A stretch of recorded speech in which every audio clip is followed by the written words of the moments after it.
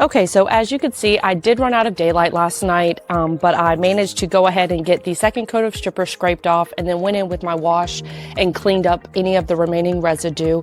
The table dried in the garage overnight. And then this morning I came back out and soft sanded the sides with 120 grit sandpaper, just so when I go to paint the surface on the sides, I do not run the risk of hitting the stained and finished product up the top. I've wiped down the table with cheesecloth. That kind of goes and gets any of the remaining little pieces of residue and dust particles or anything like that. And then I'm going to go in with a Rust-Oleum brand Varathane stain. The color is carbon gray, and I'll do a close-up afterwards, and then a staining pad. And typically you would follow the wood grain, but since this table has lattice work and the wood grain is going kind of everywhere, I'm just going to use the same distance motion straight forward, working away from my body. So we'll go ahead and jump right into this, and then hopefully we're happy with the finished color.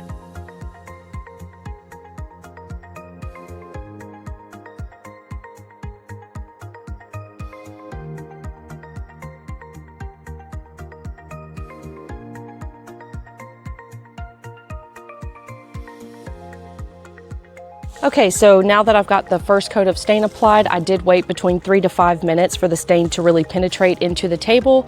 And now I'm going to go back in with just an old towel and wipe off and rub in the remaining stain. This will help the stain kind of work into the grooves on the table, and then also you don't want the residual stain because then it kind of just leaves like streak marks and stuff. So you really want to get all of the excess stain off of the table before it has time to set up and dry. So let's go.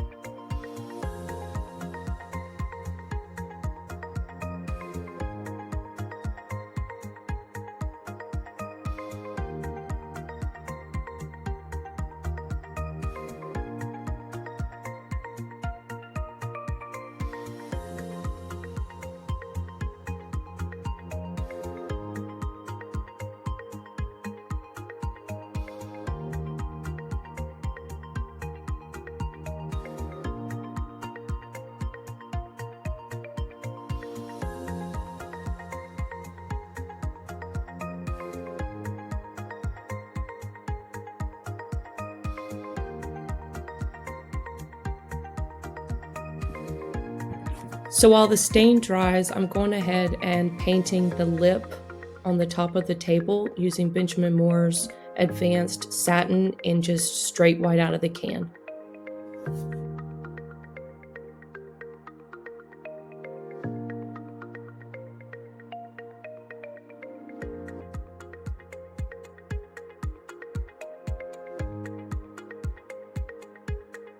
Okay, so as you can see, the stain has had plenty of time to dry overnight.